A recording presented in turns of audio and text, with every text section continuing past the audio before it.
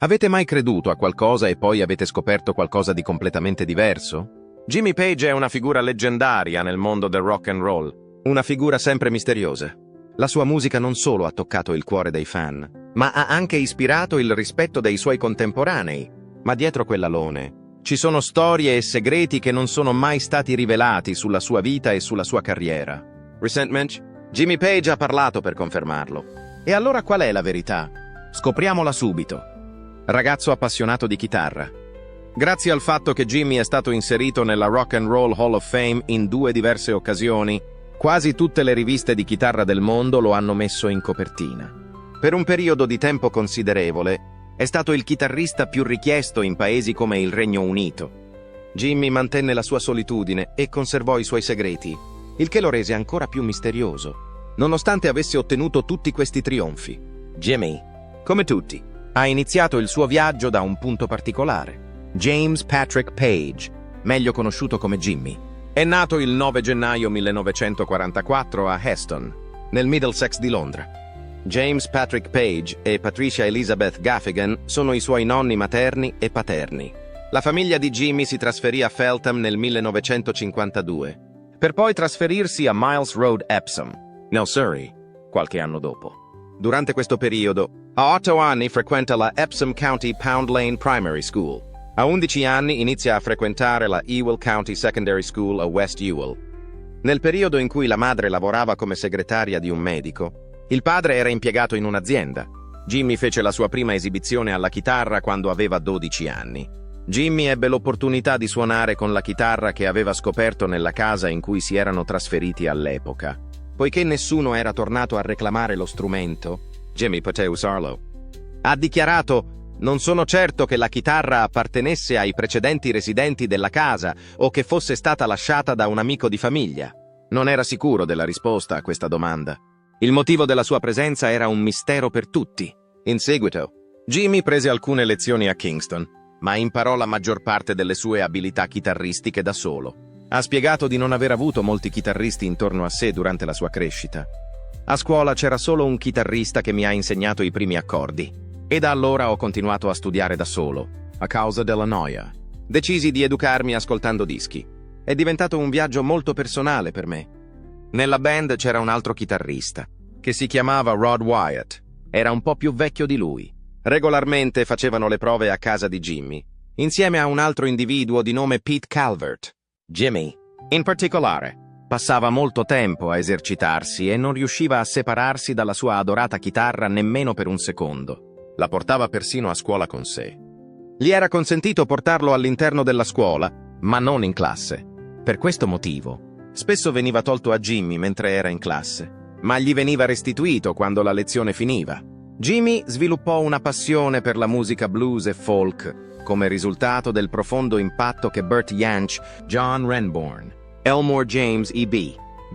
King sul suo sviluppo musicale. Nel 1957, quando Jimmy era ancora un adolescente, divenne membro di un gruppo skiffle e partecipò allo show di Hugh Weldon, All Your Own Talent. Durante la loro esibizione sulla BBC One furono suonate alcune canzoni, tra cui Mama Don't Wanna Skiffle Anymore e In Them, Old Cotton Fields Back Home. Jimmy ha svolto lavori saltuari durante l'estate per risparmiare denaro, che ha utilizzato per acquistare una chitarra acustica President, con la quale si è poi esibito nello show. Quando gli è stato chiesto quali fossero i suoi obiettivi per il futuro, Jimmy ha dichiarato che gli sarebbe piaciuto fare ricerca biologica per trovare una cura per il cancro, se non fosse stata ancora stabilita. Era evidente che il piccolo ragazzo aveva un cuore sano. Poco dopo, all'età di 14 anni, decise di smettere di frequentare la scuola per concentrarsi sulla musica. In seguito, diventa membro di una band nota come The Crusaders.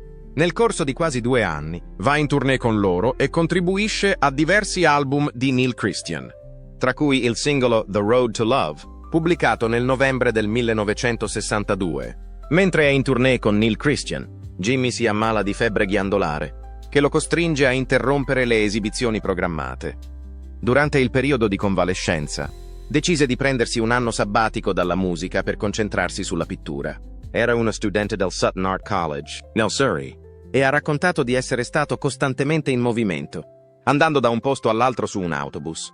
Dopo aver terminato gli studi, ho continuato a farlo per un periodo di 2 anni, finché non ho raggiunto un punto in cui cominciavo a ottenere un pane piuttosto delizioso, ma mi stavo anche ammalando. Così ho deciso di tornare alla scuola d'arte, cambiando completamente il mio corso d'azione. Per questo motivo, credo che sia fattibile. A prescindere dall'impegno con cui suonavo la chitarra, ero consapevole che farlo in quel modo sarebbe stato dannoso per la mia carriera. Una volta ogni 2 mesi soffrivo di febbre ghiandolare. Nonostante stessi cercando di recuperare le forze e di vivere con un reddito settimanale di $10, continuai a suonare per i 18 mesi successivi. Alexis Corner's Blues Inc. Eric Clapton e Jeff Beck erano tra i gruppi con cui si esibiva occasionalmente al Marquee quando frequentava il college. Carriera e vita privata. Dopo averlo notato una sera, John Gibb, membro dei Silhouettes, gli chiede di assistere alla registrazione di alcuni singoli per la EMI, uno dei quali si intitola The Worrying Kid. Jimmy giunse alla conclusione di voler dedicare il suo tempo e le sue energie al lavoro di sessione dopo aver sperimentato con diversi gruppi, tra cui Carter Lewis and the Southerners, Mike Hurst and the Method e Mickey Finn and the Blue Men. Grazie al cielo. Mike Leander della Decca Records fece al mio amico un'offerta di lavoro costante in studio. All'inizio del 1963, la sua prima sessione per l'etichetta fu dedicata alla registrazione di Diamonds, una canzone di Jet Harris e Tony Meehan. La canzone salì rapidamente in cima alla classifica dei singoli. Jimmy era conosciuto come Lil Jim P. durante la sua attività di chitarrista di sessione. Questo per evitare confusione con Big Jim Sullivan, anch'egli noto musicista di studio inglese. Jimmy veniva spesso chiamato come chitarrista di riserva o sostituto quando l'artista aveva bisogno di un sostituto o di un secondo chitarrista. Jimmy ha dichiarato che all'inizio gli lasciavano suonare tutto quello che voleva con il suo strumento, perché all'epoca non era in grado di leggere la musica. In breve tempo, Jimmy divenne il chitarrista di sessione preferito da Shel Talmy grazie alle sue capacità esecutive. Il risultato fu che gli fu data l'opportunità di suonare la chitarra in canzoni di gruppi famosi come gli Who e i Kinks. Ha contribuito a 2 brani del primo album dei Kinks, in cui suonava una chitarra acustica a 12 corde. Non solo suonò la chitarra solista in uno dei brani.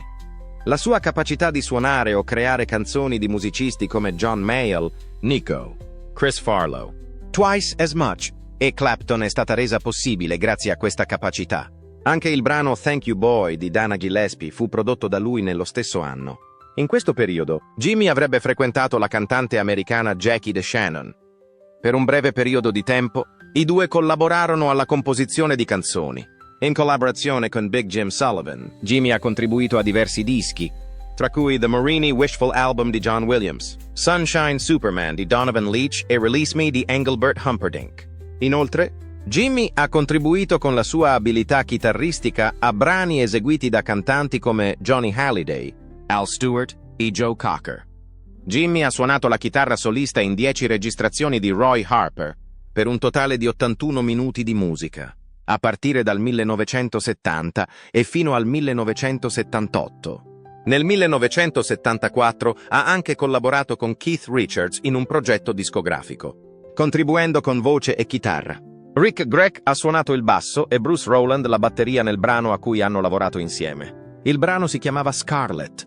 Jimmy risponde spesso che è difficile ricordare esattamente cosa ha fatto nelle canzoni che ha suonato, in particolare quelle in cui la sua posizione è contestata. Ciò è dovuto al fatto che in quel periodo era coinvolto in un gran numero di sessioni. In un'intervista trasmessa alla radio, ha dichiarato di essere estremamente impegnato, con 3 sessioni al giorno e 15 sessioni alla settimana. È possibile che stia facendo qualcosa come esibirsi con una band, lavorare su musiche da film o partecipare a una sessione folk.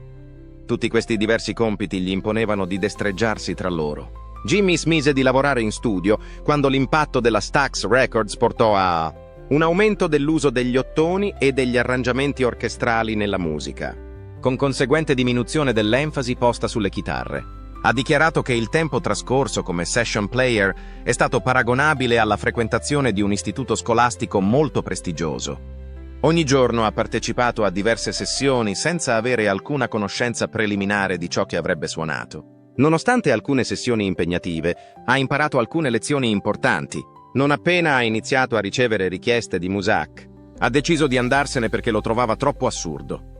È interessante notare che si unì agli Yardbirds nemmeno una settimana dopo le sue dimissioni. All'inizio, lavorare come musicista di sessione era un'esperienza piacevole grazie ai rigorosi standard dello studio. Una volta iniziata la musica, ti veniva richiesto di suonare senza errori. A Jimmy fu offerto di unirsi agli Yardbirds nel 1964, dopo l'abbandono della band da parte di Eric Clapton. Tuttavia, declinò l'offerta per mantenere la sua lealtà nei confronti del compagno.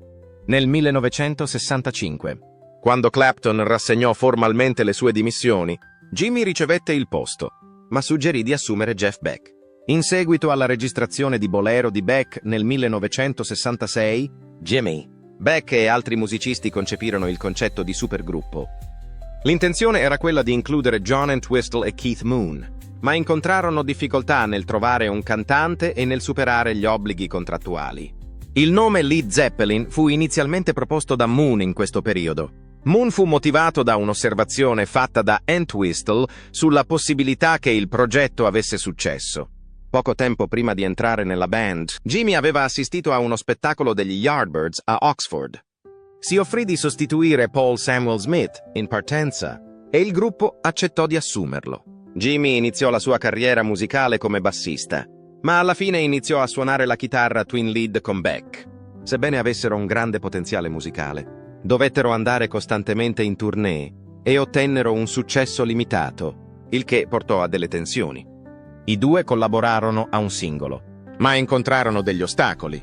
Anche se Jimmy, Beck e Clapton erano tutti membri degli Yardbirds, non si sono mai esibiti contemporaneamente sotto lo stesso tetto. Dopo la partenza di Beck, gli Yardbirds mantennero il loro status di gruppo a 4, con Jimmy alla chitarra solista. Nonostante le loro esibizioni dal vivo diventassero sempre più aggressive e sperimentali, pubblicarono un album intitolato Little Games, che non ottenne buoni risultati nel mercato discografico commerciale. Questi concerti furono fondamentali per definire il modello di approccio dei Led Zeppelin, poiché la band non aveva ancora completato il tour in Scandinavia quando Ralph e McCarthy lasciarono il gruppo nel 1968. Jimmy dovette reclutare qualcuno per occupare il loro posto. Di conseguenza, reclutò il cantante Robert Plant, il batterista John Bonham e John Paul Jones per fondare i New Yardbirds, una band il cui nome derivava da una vecchia battuta. Alla fine furono ribattezzati Led Zeppelin grazie a una modifica apportata dal manager Peter Grant per evitare che la band fosse pronunciata in modo errato. Jimmy aveva un piano ben preciso per i Led Zeppelin fin dall'inizio della loro esistenza. Durante la sua permanenza negli Yardbirds, ha avuto modo di improvvisare molto durante le esibizioni dal vivo, il che gli ha fornito una grande quantità di idee. Fu grazie a queste esperienze che riuscì a sviluppare una combinazione unica di blues, hard rock e musica acustica con forti cori, mai vista prima. Con il passare del tempo, i Led Zeppelin divennero rapidamente uno dei gruppi musicali di maggior successo della storia. Oltre 200-300 milioni di dischi sono stati venduti in tutto il mondo, con 111,5 milioni di copie certificate solo negli Stati Uniti. Ognuno dei loro 9 album in studio ha raggiunto la top 10 della classifica di Billboard, e 6 di essi hanno addirittura raggiunto il primo posto. Grazie al contributo di Jimmy come chitarrista e produttore, il gruppo è diventato famoso per il suo effetto sullo sviluppo dell'heavy metal e dell'hard rock. Il loro stile unico è stato influenzato da un'ampia gamma di stili. Durante i loro tour di concerti, i Led Zeppelin non solo batterono dei record, ma si guadagnarono anche la reputazione di essere stravaganti. Alla fine degli anni 70 continuarono ad avere successo sia finanziario che di critica. Nonostante i loro problemi personali, Jimmy ha avuto una relazione sentimentale con Charlotte Martin, una modella francese, dagli anni 70 fino ai primi anni 80. Nel 1971 è nata la loro figlia, che oggi è una fotografa e si chiama Scarlett Page. Durante il periodo in cui sono stati insieme, Jimmy si riferiva a Charlotte come alla sua donna con molto affetto. Nello stesso periodo, Jimmy fu coinvolto in una nota storia d'amore, durata un anno, con una giovane ammiratrice di nome Lori Maddox, conosciuta anche come Lori Maddox. Quando Maddox ripensa al loro primo incontro, ricorda di aver avuto l'impressione di essere stata portata contro la sua volontà in una stanza con Jimmy. I Led Zeppelin sono riusciti a mantenere la loro coesione in termini di carriera. Tuttavia, la morte di Bonham avvenuta nel 1980 a casa di Jimmy. Fu una profonda tristezza. Dopo aver trascorso la giornata a bere e a esercitarsi, Bonham morì inaspettatamente il 25 settembre 1980 a casa di Jimmy a Windsor, nel Berkshire. Era stato lì il giorno precedente. Dopo la scomparsa dell'amico, Jimmy fu talmente sopraffatto dal dolore che all'inizio gli fu difficile trovare il coraggio di suonare la chitarra. Tuttavia, alla fine tornò alla musica, anche se questa volta si concentrò su una varietà di collaborazioni a breve termine, oltre a lavori da solista e contributi a colonne sonore di film. Inoltre, si interessò ad attività di beneficenza. Nel gennaio 1984 ha festeggiato il suo 40° compleanno, un'età che in precedenza aveva ritenuto di non poter raggiungere. Molti vicini a Jimmy all'epoca ipotizzarono che una nuova band e un nuovo tour potessero essere all'orizzonte nel prossimo futuro. Jimmy stesso rifletteva sull'impatto che il blues e i primi musicisti rock avevano avuto sulla sua musica e riconosceva la possibilità di far emergere una musica nuova ed entusiasmante. Negli anni successivi, collaborò con Roy Harper per creare l'album Whatever Happened to Jugula nel 1984 e si esibì in festival folk con diversi nomi, tra cui McGregor e se stesso. Nello stesso anno ha lavorato con Plant nei The Honey Drippers per l'album The Honey Drippers Vol, pubblicato dopo la loro collaborazione. E ha collaborato con John Paul Jones al progetto musicale per il film Scream for Help. In seguito, Jimmy ha unito le forze con Rogers per creare 2 album, esibendosi sotto il nome di The Firm, con canzoni come Radioactive e Satisfaction Guaranteed. L'album di debutto del gruppo, pubblicato nel 1985 con il loro nome, raggiunse la posizione numero 17 nella classifica Billboard Pop Albums e fu certificato come oro negli Stati Uniti. Dopo il loro tour, si sciolsero dopo aver pubblicato l'album Mean Business nel 1986. Quando Jimmy andò in tournée con i The Firm, riuscì a riscoprire l'amore della sua vita.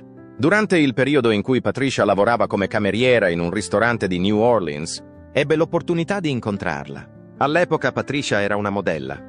Dopo la fine del tour dei The Firm negli Stati Uniti nel 1986, Patricia si reca a Londra con Jimmy Jones.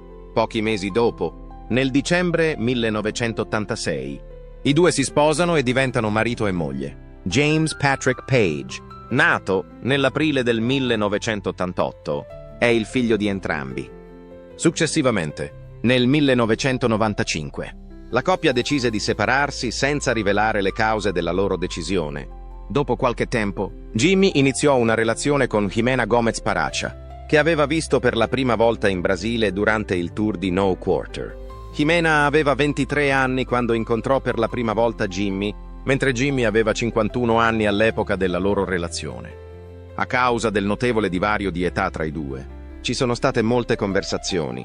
Nonostante ciò, i due hanno continuato a stare insieme per un periodo di tempo considerevole, fino a quando, dopo 13 anni di matrimonio, hanno deciso di porre fine alla loro unione. Dalla loro relazione sono nate Zofia Jade e Ashen Josanne. Era evidente che in quel periodo Jimmy non aveva molto successo nel mantenere le relazioni. Nonostante ciò, Jimmy non perse mai il suo atteggiamento ottimista e continuò a ottenere successi nella sua vita professionale. Jimmy ha partecipato ad altre attività, come lavorare come musicista di sessione per Graham Nash, Stephen Stills e i Rolling Stones. Strangeland, l'album pubblicato da Box of Frogs nel 1986, lo vede riunirsi temporaneamente con i suoi ex compagni degli Yardbirds. Jimmy ha anche registrato un album da solista nel 1988 con il nome di Outrider.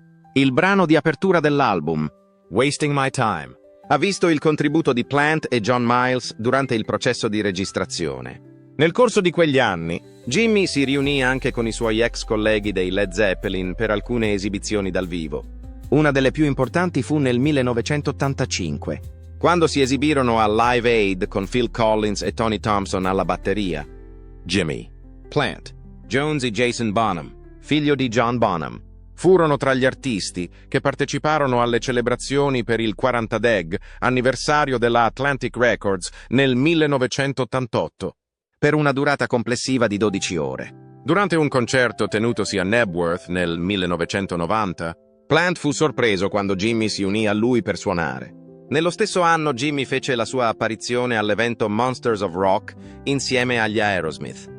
Durante il matrimonio di Jason Bonham, si esibisce anche in una jam session con gli ex membri della band. L'anno successivo, nel 1993, Jimmy collaborò con David Coverdale, membro degli Whitesnake, per creare l'album Coverdale Page e per intraprendere un breve tour in Germania. Nel 1994, Jimmy e Plant si riunirono per un'esibizione nella serie Unplugged, trasmessa da MTV. Unleaded, il nome del loro speciale, fu un enorme successo, facendo registrare i maggiori numeri mai visti su MTV. Nel 1998, Jimmy e Plant pubblicarono l'album Walking into Clarksdale, uscito dopo aver completato un tour di successo a metà degli anni 90 a supporto di No Quarter. Questo album conteneva canzoni che hanno vinto dei Grammy Awards, come Most High e Please Read the Letter. Jimmy ha cercato di migliorare la libreria musicale di proprietà dei Led Zeppelin. Inoltre, ha partecipato a eventi di beneficenza, come quello tenutosi nel 1998 per l'Action for Brazil's Children Trust, fondato dalla moglie. Jimmy ha suonato la chitarra per la canzone Come With Me di Puff Daddy, pubblicata nello stesso anno. La canzone includeva Kashmir dei Led Zeppelin ed è stata inserita nella colonna sonora del film Godzilla. Inoltre, hanno eseguito una performance della canzone al Saturday Night Live. Dopo un'esibizione di beneficenza a cui Jimmy ha partecipato durante l'estate, durante la quale erano presenti anche i Black Crowes, Jimmy si è unito alla band per un totale di 6 spettacoli nell'ottobre del 1999. Hanno suonato alcuni brani blues e rock d'epoca oltre a canzoni rock e blues dei Led Zeppelin. Nel 2000 viene pubblicato un CD dal vivo intitolato Live at the Greek, che comprende le registrazioni delle ultime 2 esibizioni del gruppo a Los Angeles. Dopo la pubblicazione del CD dal vivo, Jimmy e i Black Crowes hanno continuato a collaborare e hanno persino intrapreso un tour con gli Who nel 2000. Tuttavia, Jimmy ha lasciato la band prima che il viaggio fosse completato. Jimmy ha eseguito Thank You agli MTV Europe Video Music Awards del 2001, a cui hanno partecipato anche Fred Durst e Wes Scantlin. In seguito, si è riunito con Plant e si sono esibiti al Montreux Jazz Festival e hanno registrato una canzone per un album tributo.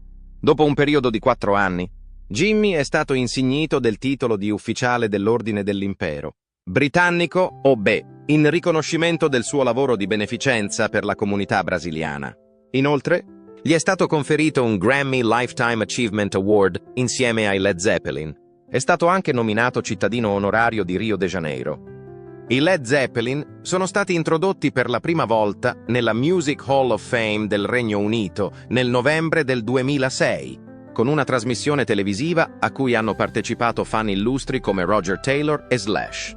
Nel 2007 Jimmy ha parlato del processo di creazione di nuova musica, affermando di avere un concetto di album su cui voleva lavorare. Questo è stato discusso in un'intervista con la BBC a proposito dell'induzione. Inoltre, ha fatto un velato riferimento a del materiale dei Led Zeppelin di prossima pubblicazione, nel dicembre 2007. I membri rimanenti dei Led Zeppelin, insieme a Jason Bonham, figlio di John Bonham, si sono esibiti in un evento di beneficenza tenutosi alla O2 Arena di Londra. Con l'incredibile cifra di 20 milioni di richieste di biglietti per l'evento di reunion, i Led Zeppelin hanno stabilito per la prima volta un nuovo record mondiale per la maggiore richiesta di biglietti per un singolo concerto musicale. Rock and Roll e Ramble.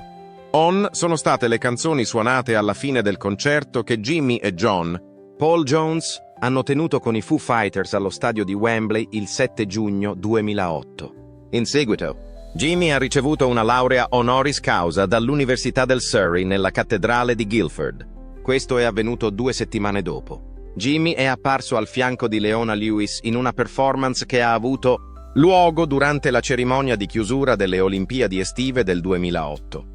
Jimmy è stato insignito di un premio unico per la pace dalle Nazioni Unite nel 2010. Jimmy si è esibito insieme a Donovan alla Royal Albert Hall di Londra il 3 giugno 2011. 10 giorni dopo, ha colto tutti di sorpresa esibendosi allo Shepherd's Bush Empire con i Black Crowes. Inoltre, Jimmy ha partecipato al concerto per il 70º compleanno di Roy Harper, tenutosi alla Royal Festival Hall di Londra nello stesso anno. A November, Louise Mensch, una legislatrice del Regno Unito, ha avviato una campagna per nominare Jimmy Cavaliere in riconoscimento dei suoi servizi nel campo della musica. In seguito, nel dicembre 2012, il presidente Obama ha reso omaggio a Jimmy Plant E. Jones al Kennedy Center Theater, negli Stati Uniti. Questa onorificenza è stata conferita a coloro che hanno dato un contributo significativo alla cultura degli Stati Uniti attraverso le arti. Per l'album Celebration Day, Jimmy e i Led Zeppelin sono stati premiati con il Grammy per il miglior album rock nel 2013. Nell'anno successivo, gli è stata conferita una laurea honoris causa dal Berklee College of Music, che si trova a Boston. Controversie ed eredità musicale immortale. D'altra parte, un articolo pubblicato sul New Musical Express di quell'anno indicava che Plant era in qualche modo insoddisfatto e perplesso da Jimmy in relazione a un continuo litigio con i Led Zeppelin. A seguito del ritardo di Plant nel prendere accordi per la reunion, Jimmy espresse la sua rabbia. Plant, invece, propose di collaborare in veste acustica. Successivamente, nel settembre del 2014, Jimmy, che non partecipava a un tour da solista dal 1988, ha annunciato l'intenzione di unirsi a una nuova band e di eseguire brani della sua intera carriera.